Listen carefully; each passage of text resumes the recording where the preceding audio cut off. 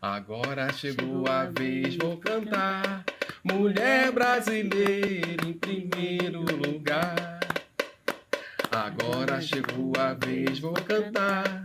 Mulher brasileira em primeiro lugar. Norte a sul do meu Brasil, caminha sambando. Quem nunca viu mulher de verdade? Sim, senhor. Mulher brasileira é feita de amor.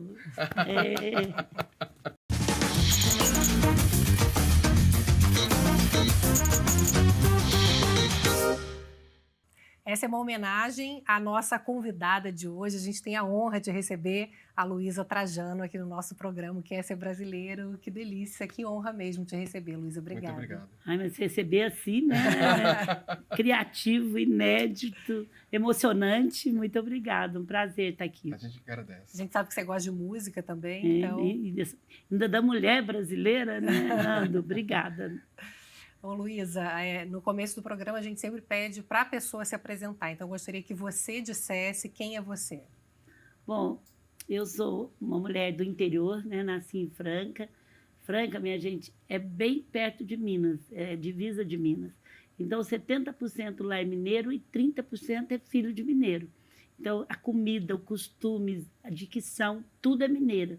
E aquele mineiro de sul de Minas. E uma das coisas que eu acho que foi positivo por intuição, eu não quis perder isso.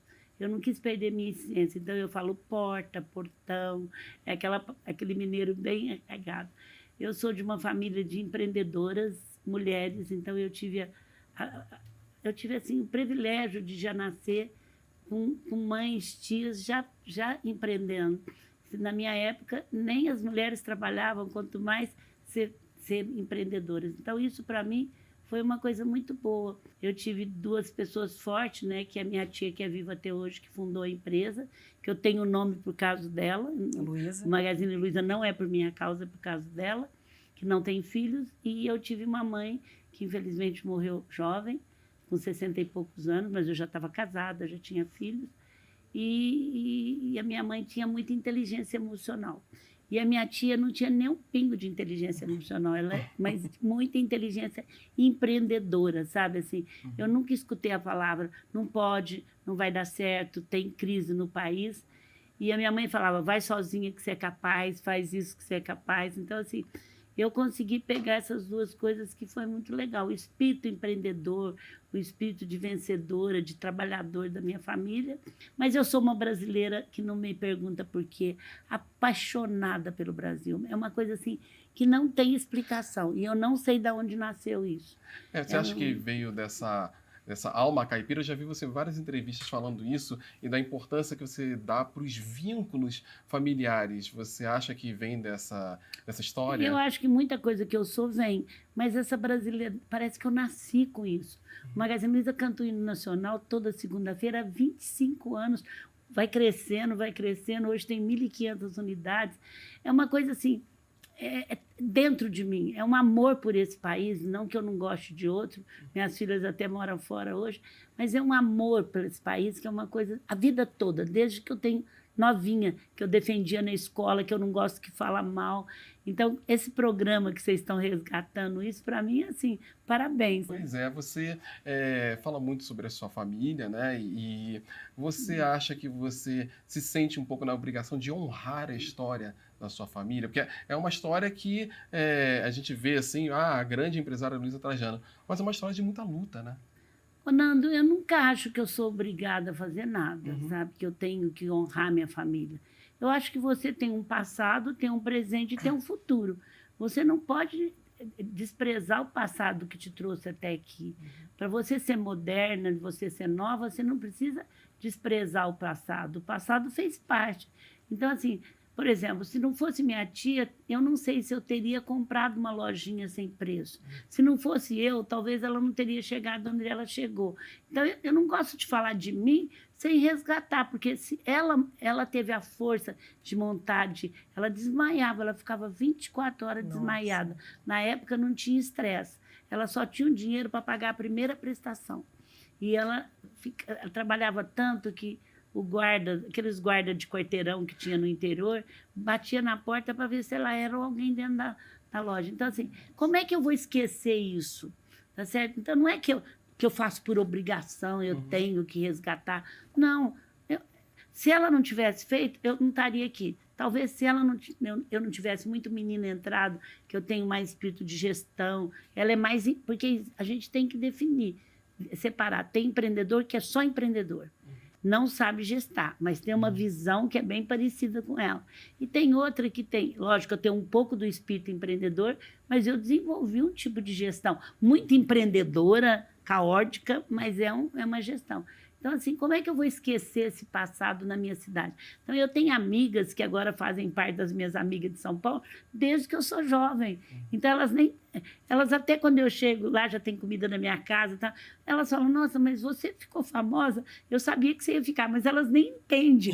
Aliás, tem toda a história aqui no livro, né? No livro Luísa Trajano, que o Pedro Bial escreveu, Luísa Helena, Mulher do Brasil, e que eu achei legal, a gente foi no lançamento aqui em São Paulo, e a sua tia estava lá, mesmo com uma série de problemas de saúde. Eu já te entrevistei e ela estava presente uma vez num hotel, me lembro.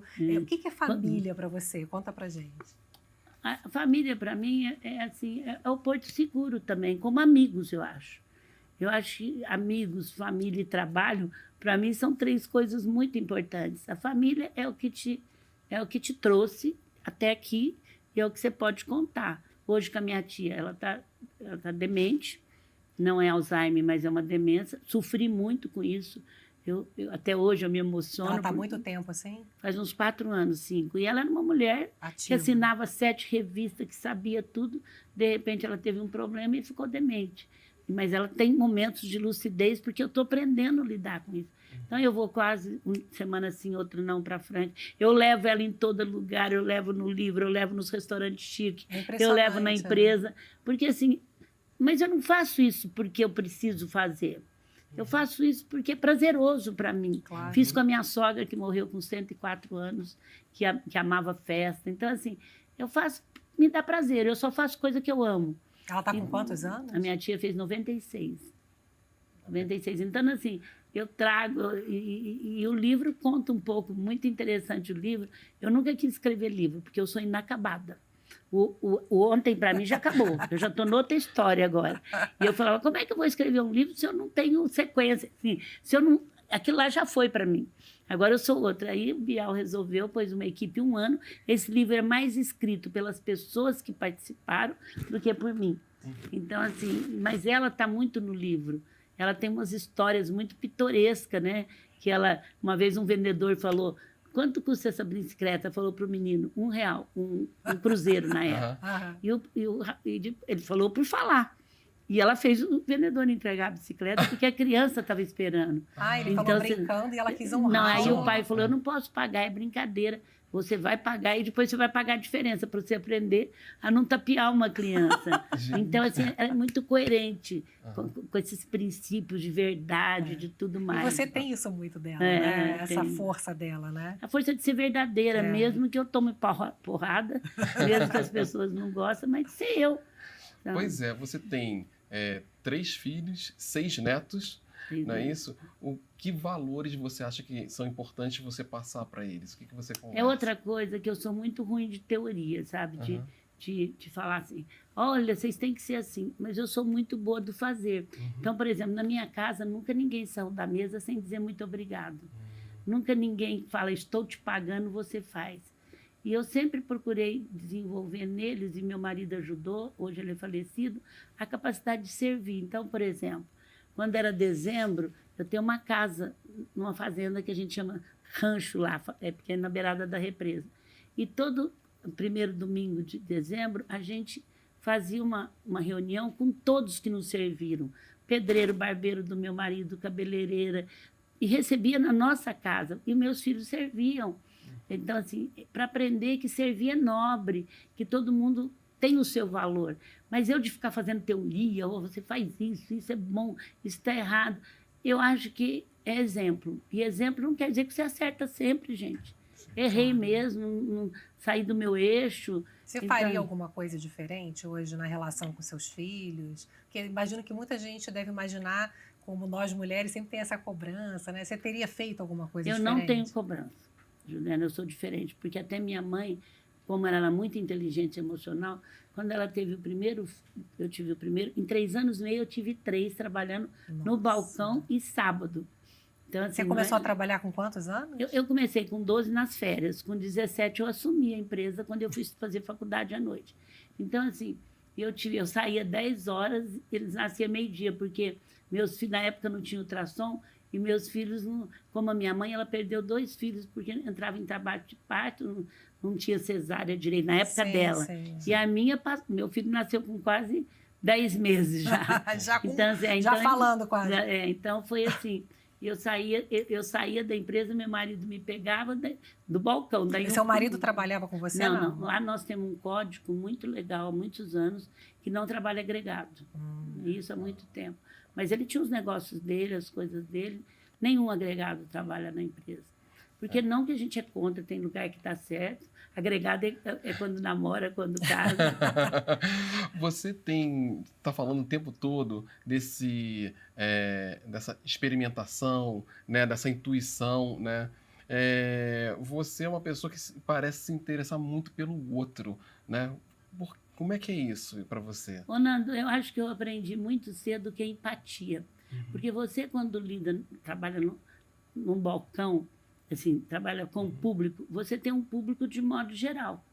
Então, ou você tem uma empatia e troca de papel com o outro no mundo do outro, ou você não consegue fazer uma venda bem feita. Pensa bem assim, vamos pôr uma coisa concreta. Quando saiu televisão, Franca é uma cidade totalmente operária, era mais ainda.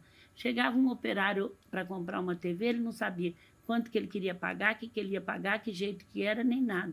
Eu, de uma forma muito sutil, eu tinha que me colocar no lugar dele para saber quanto que ele ganhava, o que acontece, quantos filhos tinha. E nesse colocar no lugar, você desenvolve a empatia. Então, eu aprendi uma coisa muito cedo que me ajuda muito. Eu fico inteira naquilo que eu estou fazendo. Eu estou com vocês aqui, eu estou inteira. A hora que eu chego, acabou. Se eu estiver no café da manhã com o pessoal, isso me ajuda muito o outro se sentir bem. Mas eu não faço, é natural. Se eu estava dando uma palestra hoje de manhã, eu estou inteira. Se eu estou aqui, eu estou inteira. Se eu estou atendendo uma pessoa como eu já atendi várias, eu estou inteira. Isso, eu não estou pensando o que vai acontecer daqui agora mesmo, eu não estou no celular. Isso me ajuda a concentrar e o outro se sente bem.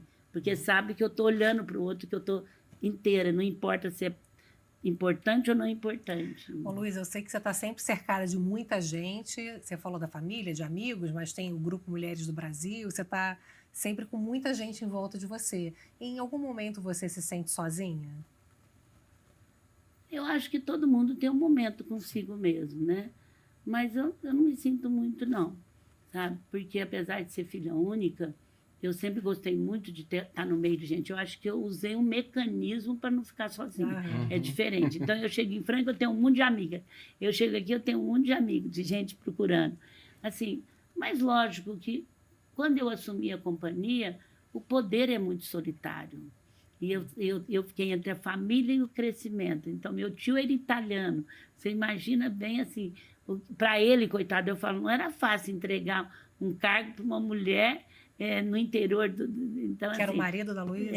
Então, assim, era tudo, o livro conta bem isso. Então, assim, tinha momentos muito pesados, realmente, mas não era a solidão natural de um poder, quando você tem que você, num momento difícil, eu vivi todas as crises que vocês pensaram. Momentos de decisão. E de crise, né? Eu vivi o Collor retirando o dinheiro da economia, eu vivi o apagão. Então, assim, imagina uma empresa do interior sem muito capital, ainda resolvi auditar uma empresa, porque auditar ser muito transparente é pior ainda. Então, muita solidão e muita coisa. Mas eu nunca abri mão do que eu acreditava, sabe? As pessoas me perguntam muito, você pensou em desistir? Eu nunca pensei em desistir. Agora tem uma coisa, eu tenho muita fé. sabe? Isso me ajuda um pouco. Mas eu faço tudo a minha parte. Que tem a ver com a sua intuição, né? Que você fala muito Tem disso, a ver com né? intuição e tem a ver também com fé, de entregar. Tem coisas Você tem que religião? Não, eu tenho várias, assim, mas o que eu falo, eu tenho uma fé espiritual muito grande. Independente de religião. Então, eu tenho uma fé muito grande. Então, assim, faz tudo. Tem momentos que você não tem controle, você tem que entregar. Né? Então, eu entrego e acredito que vai dar certo. A gente faz um rápido intervalo e volta já.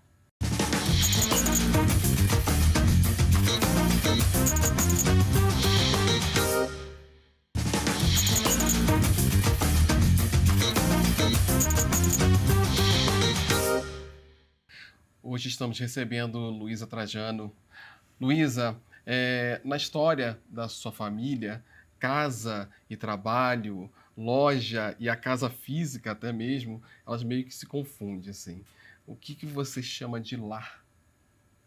O lar é meu lar mesmo. Agora, eu falo que o Magazine é um segundo lar, porque eu vivo o tempo inteiro lá. Uma das coisas que eu achei importante também é quebrar crenças limitantes. Falava, aqui você é profissional, aqui você não pode fazer isso. Eu nunca fiz, eu sou eu. Na empresa, fora, eu não estou falando que é bom, mas assim, você tinha que pôr uma carcaça de diretora da empresa. Aqui, vocês lembram que falava assim, não traga problema pessoal para a empresa. Sim. Isso não existe, gente. Você está com um problema sério, com um filho, como é que você não leva para dentro da empresa? Então, eu quebrei isso já há muitos anos, até com os funcionários. E comigo também. Se eu tiver que chorar, eu choro na empresa. Se eu tiver que intuir, eu estou intuindo. Aí de primeiro os outros não acreditavam, agora todo mundo fica esperto com minha intuição. Mas, ao mesmo tempo, eu sempre reconheci a força masculina. Isso é uma coisa que me ajudou muito, porque a minha força é muito feminina. Ô, Luísa, o que te tira do sério? O que realmente faz você ficar triste? A falta de autenticidade. Por exemplo, fala uma coisa para mim e fala outra para outro. Porque o que eu tenho de falar, Juliana, eu falo para você e não fico fofocando, sabe? Então, seja o que for. Isso, assim, não me tira do sério, porque eu entendo o outro. Me deixa triste. Uhum. O que você acha assim, que é o equilíbrio entre a intuição e o conhecimento, né? Existe algum ponto em comum? Uma vez a Ana Paula Padrão me fez uma... fiquei muito tempo com ela, sou muito amiga dela.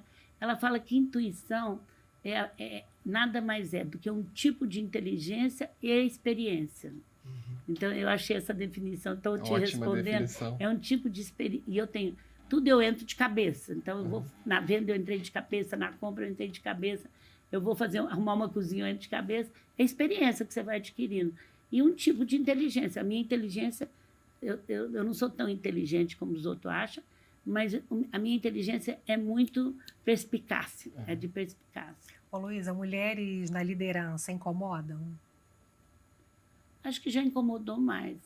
Agora, como diz, é obrigada a engolir. Não, o que eu acho legal, isso é muito importante colocar, porque a empresa era muito mecânica, a gestão de tudo é muito mecânico. E ser mecânico foi aonde os homens foram criados. E, de repente, a gestão passou a ser orgânica, como a música. Você pode estudar, mas ela é orgânica, como o corpo humano.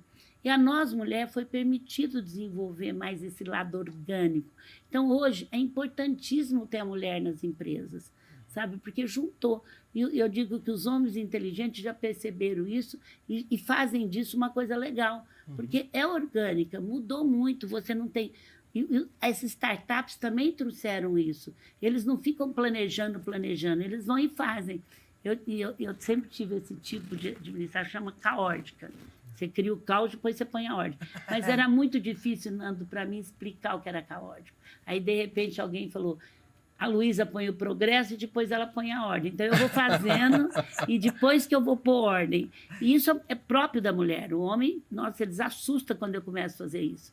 Dá um pouco, eles começam a entender. Porque eles foram criados numa gestão mais mecânica. Claro. Como que é a relação com o Frederico? Muito boa. Mas, Frederico assim, hoje é o presidente, CEO, né, o presidente da empresa. Assim, ele que resolveu ir, ele ficou 8 anos no mercado, ele entrou muito cedo, ele sempre gostou de varejo. Ele foi muito brilhante de fazer isso, porque é assim, Nando, eu sou uma pessoa tão conhecida que, por bem ou por mal, é assim, Nossa, você é filho da Luísa, que beleza, que maravilha. Eu queria estar com você lá. Eu pago qualquer coisa para estar 10 minutos com ela. Eu falo assim, você é filho da Luísa, ela te deixa trabalhar. Então, assim, de uma forma ou de outra... Não, trabalhar com a mãe eu já acho que é difícil, não, né? porque acham que eu sou super centralizadora. E eu não sou. Então, e você faz de né, qualquer você chega jeito, chegando. Né? De qualquer jeito, ele ia ter... Não ia passar em branco. E mais difícil, porque numa empresa desse tamanho, no mundo inteiro, é difícil ter uma mulher que passou para filho. Sim, Normalmente, é pai que passa para filho. Mas então, trabalham bem, E ele então. conseguiu criar o espaço dele. Sim.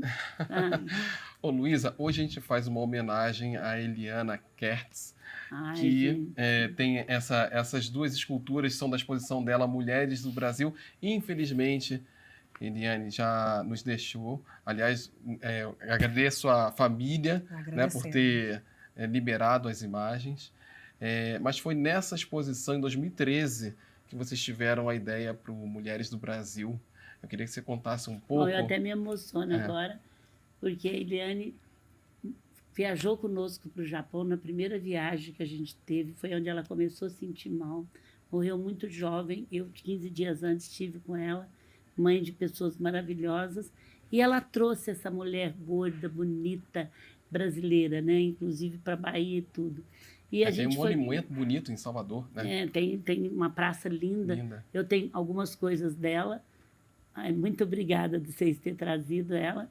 E por não é nem coincidência, a ministra convidou a gente para falar sobre empreendedorismo há 9 anos atrás. E aí a presidente ficou sabendo que a gente ia lá, que não tinha nada com Mulheres do Brasil até então. E eu, para não ficar Tieco, Sônia, a gente tinha uma meia dúzia de mulheres. Eu, como diz assim, minha filha, onde minha mãe está, tem gente de tudo quanto é jeito. Eu resolvi convidar empreendedora, mulheres do interior, pedi para o Sebrae, para a Endeavor, foi juntando, eu aumentava para 10, para 20, e levei, inclusive, 2 meninas de Paraisópolis, que nem empreendedora era, mas porque era líder. Eu falei, eu não posso representar.